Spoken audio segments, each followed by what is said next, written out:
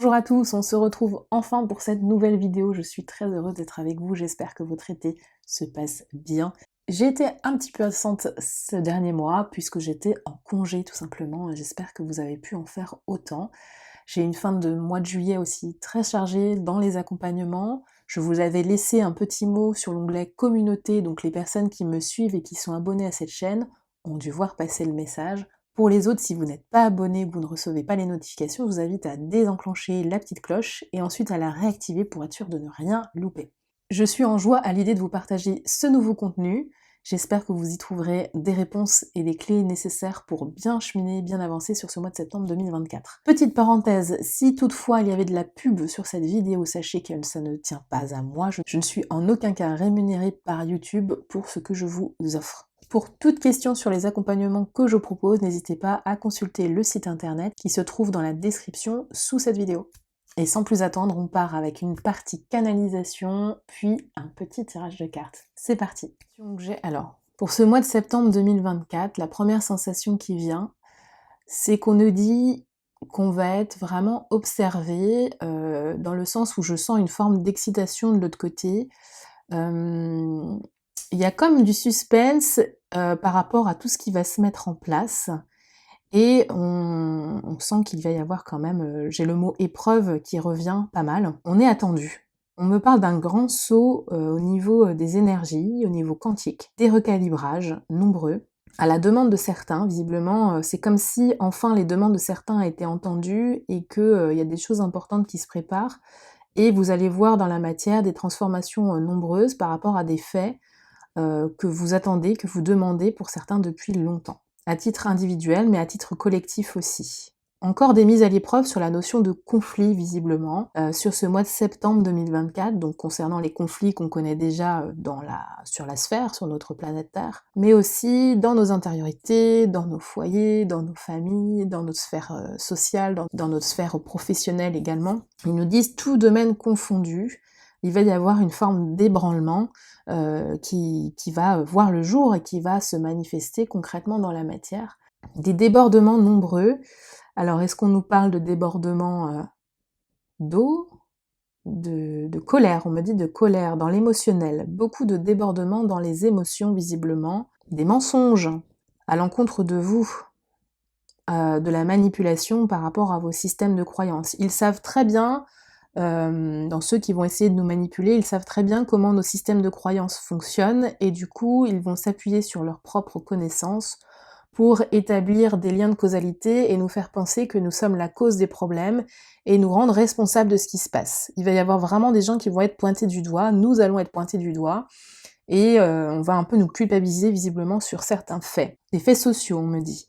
Et ça pourrait nous brusquer, ça pourrait être brutalisant. Et c'est comme s'il y avait un feu qui avait commencé un peu à s'éteindre, mais que la braise était encore vivante et allumée, et que là, ils allaient ressouffler sur les braises pour relancer et redémarrer quelque chose, redémarrer un feu. Des vents violents, des tempêtes s'annoncent, à l'échelle humaine, mais aussi sur le plan terrestre, on dirait, dans l'environnement, dans le climat, mais aussi dans notre climat intérieur.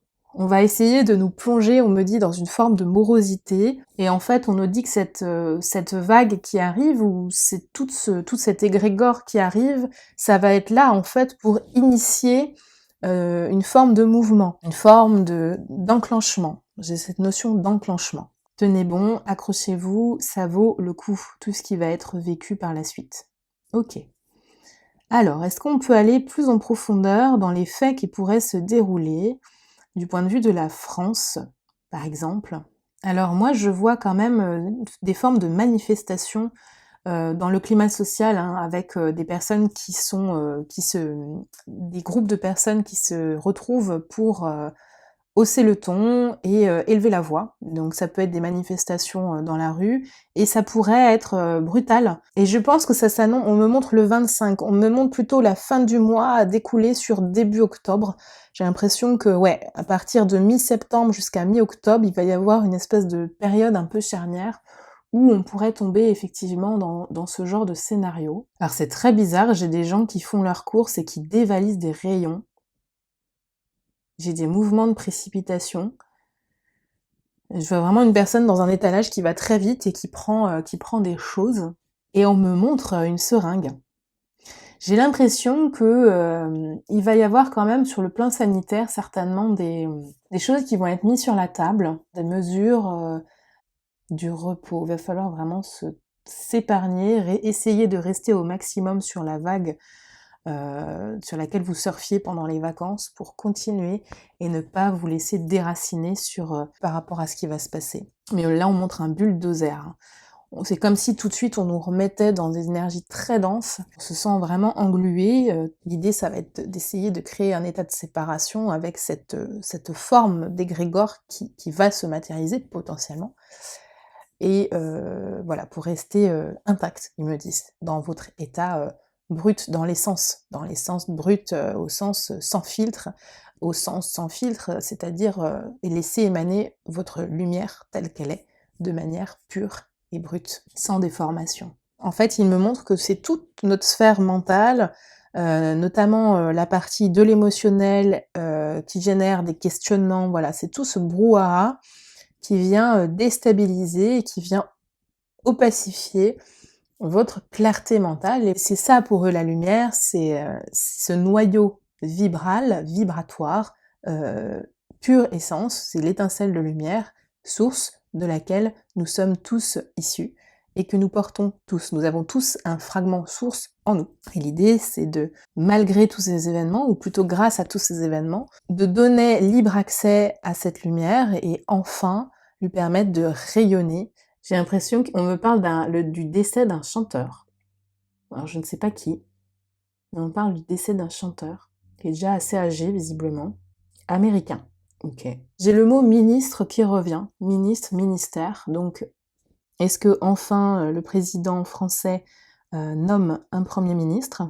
Oui, j'ai l'impression que ça pourrait, il y a quelque chose qui pourrait enfin se mettre en place au mois de septembre.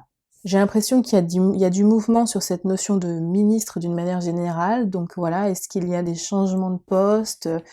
À voir. C'est comme si on me parlait de mouvements de grève, des choses qui se mettent en place, des mouvements sociaux, et on me parle d'un climat de peur. On me parle d'un climat de peur dans la dimension sociale.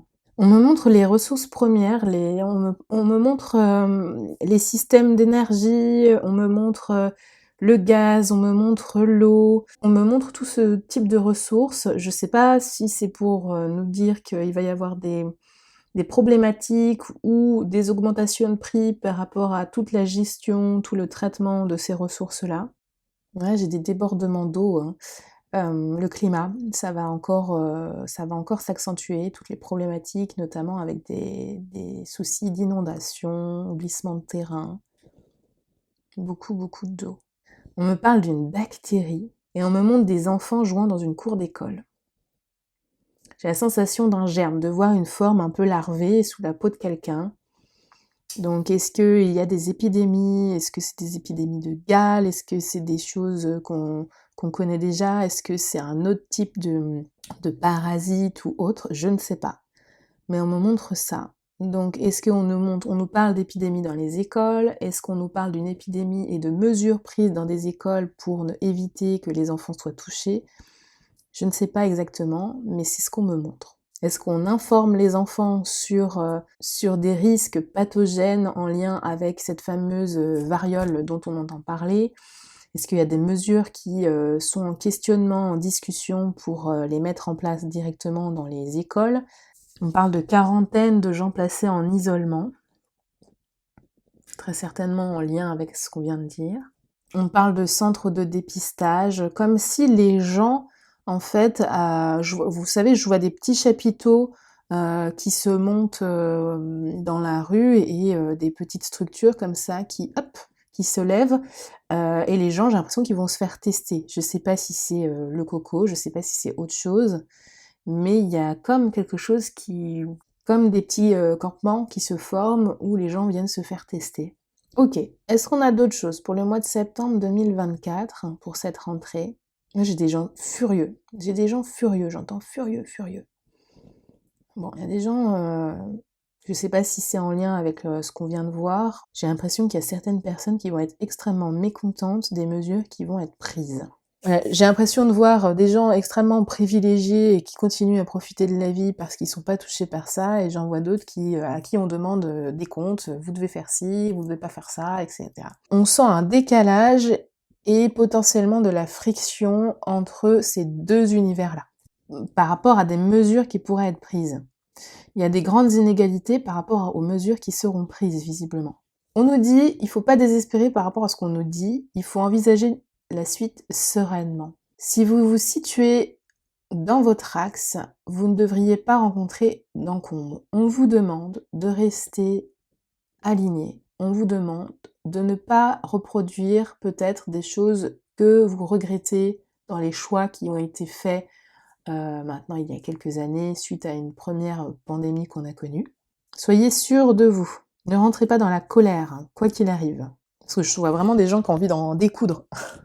Mûrissez. On nous demande de mûrir, que justement ce qu'on a déjà vécu, et c'était là pour nous préparer, et là on est appelé à mûrir notre point de vue pour ensuite prendre de l'élan et monter vers d'autres niveaux de conscience encore, pour évoluer, pour avancer.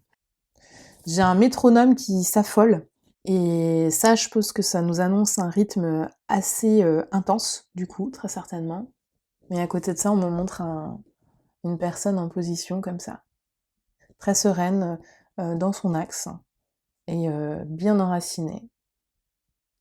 Enracinée dans les pieds et ouverte là-haut. C'est ce qui montre dans la posture, en fait. Et c'est vraiment dans cette posture-là qu'on sera à même de bien vivre ces mouvements, ces influences, cette intensité. On me dit ça va recommencer, ça recommence. Il y a quelque chose qui recommence, qui s'était éteint et qui recommence. Ok. Sentez-vous puissant. Sentez ce feu ardent qui est en vous, qui vous nourrit de l'intérieur. Il vous fait pousser des ailes. Il vous fait ressusciter à la vie, à la vraie vie. La mort est un état transitoire, de passage, qui vous mène vers d'autres niveaux de conscience et qui permet d'abolir parfois certaines illusions. Ça permet de s'affranchir de certains mensonges. C'est en fait franchir le voile de la vérité et retrouver une forme de lucidité. Donc cet état de mort, nous sommes tous appelés à le vivre. Et on arrive vraiment, sur le plan collectif et de l'humanité, à une phase de mort et de déclin. Dans le symbole de ce qu'on est en train de vivre, évidemment. Il y aura évidemment aussi des vrais départs, des personnes qui vont mourir dans leur corps de chair, mais leur âme, elle, sera toujours. Vous ne succomberez pas à vos blessures, tant que la foi est là. Préservez-la. Soyez doux pour vous-même et avec vos semblables. N'élevez pas vos enfants dans la crainte et le doute. Ayez pitié de leurs âmes, ils sont venus vous accompagner. Je vous supplie de demeurer certains qu'ils feront de grandes choses. Et pour cela, vous devez être pour eux des piliers, des repères, des racines. C'est à vous de les maintenir dans un état de sécurité intérieure et morale. Donc on a quand même cette sensation que les enfants vont être vraiment à préserver dans cette période de remous. Je vois beaucoup d'eau, mais c'est une eau qui est très claire, hein, type Pacifique, Polynésie, et je vois des mouvements d'eau de cette couleur-là. Je vois pas plus de choses, mais on me montre vraiment l'importance de l'eau.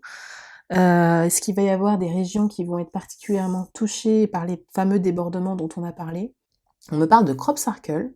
Alors, est-ce que c'est une invitation à s'intéresser aux futures apparitions qu'il y aura? Mais gardons les yeux ouverts. Il y aura peut-être des choses à comprendre sur des apparitions de ce type-là. Et je crois qu'il y a la chaîne d'Umberto qui est spécialisée en la question, c'est pas le seul. Je crois qu'il y a Rémi Selmar aussi. Donc, gardons les yeux bien ouverts. Mais on me parle de la dimension stellaire, avec vraiment cette sensation qu'on va être de plus en plus mis au fait avec ce lien. Il va y avoir de plus en plus d'informations qui vont circuler sur ce type d'apparition, sur ce type de phénomène. On me parle de mise à l'arrêt, de choses qui se mettent à l'arrêt par rapport au contexte social. Mais on me parle de mise à l'arrêt, comme s'il y avait des blocages, des sensations que effectivement il y avait des projets qu'on pouvait faire soit à l'échelle individuelle ou collective, et il y a comme un stop. J'ai l'impression de voir des gens regarder dans le ciel et voir des phénomènes dans le ciel. Je sais pas si c'est encore des aurores boréales, je sais pas si c'est une comète. Il y a vraiment des choses dans le ciel, parce que c'est comme des boules de feu. Mais les gens sont plutôt intrigués et curieux. C'est des phénomènes qui se produisent assez rarement, visiblement, et ça intrigue les gens. Et on parle du feu, c'est pour ça que je parle de comète, je vois quelque chose d'une lumière en fait. J'ai cette sensation que ça vient du ciel et hop, ça atterrit dans l'eau. Ok, qu'est-ce qu'on a d'autre? Septembre 2024.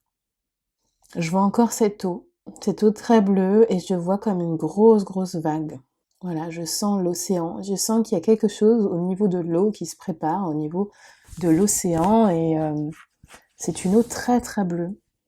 On parle de l'Australie aussi, l'Océanie. Je vois un surfeur, ça peut être Nouvelle-Zélande, tout ça, hein. Nouvelle-Zélande. On nous demande d'être prêt à tendre la main quand ce sera le moment, quand les choses se soulèveront. C'est une occasion immense pour nous de participer à ce grand plan collectif du point de vue de la source, et de rebâtir les fondements même d'une humanité nouvelle en revenant à ce qui aurait dû être préservé, qui ne l'a pas été. Il y a beaucoup de choses qui ont été sauvegardées, heureusement, fort heureusement. Donc sentez-vous prêts à ouvrir le cœur, à ouvrir les bras à ceux qui seront dans le besoin, pour leur permettre de mieux passer ce fameux passage dont on vous parle depuis si longtemps. Il y aura beaucoup de colère, il y aura beaucoup de remous. J'ai la sensation de voir des personnes en train de se noyer dans un gros torrent de boue qui forme une grosse spirale et qui aspire des choses. Donc je sais pas si c'est ce genre d'événements qui pourraient se produire. Alors je dis pas nécessairement que c'est pour maintenant, mais c'est vraiment une vision là qui arrive. Courage, ce qu'on vous montre n'est pas valable pour tout le monde, mais oui, il y aura bien des événements marquants de ce genre, de ce type-là, sur la surface de votre planète. Mais derrière ça, on me montre comme vraiment un jardin d'Éden, quoi.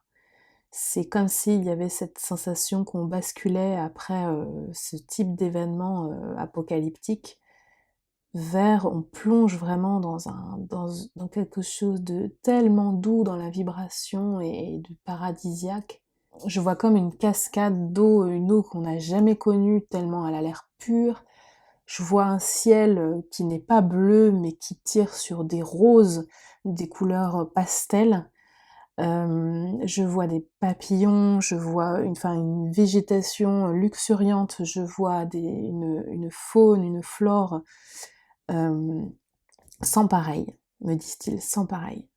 En tout cas, que vous n'avez pas connu dans ce cycle d'incarnation et dans de nombreuses précédentes.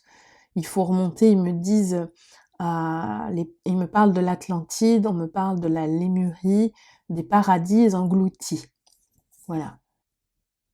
Des vestiges que vous connaissez pour certains grâce à vos anciennes incarnations sont toujours préservés, et ça fait partie des fameuses sauvegardes. Mais c'est caché. Chaque chose en son temps. Mais ce temps reviendra, ce temps reviendra. Alors revenons à cette rentrée, pour terminer. Est-ce qu'il y a un dernier message?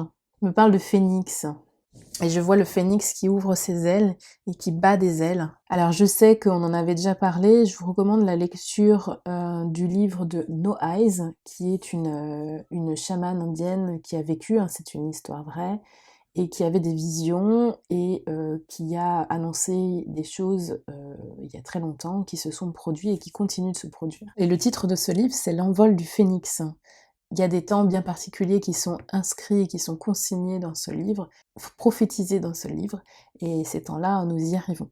Ils nous parlaient du torrent tout à l'heure, de boue, tout ça, et là ils me disent, mais c'est en réalité un torrent d'amour qui vient à vous. C'est comme si cette eau extrêmement boueuse dans ce torrent passait à travers un entonnoir, hein, et puis par un filtre aussi, et ressortait totalement pure. C'est ça, c'est une purge, c'est un état de purge que vous êtes en train de vivre. Je vous propose de prendre quelques cartes.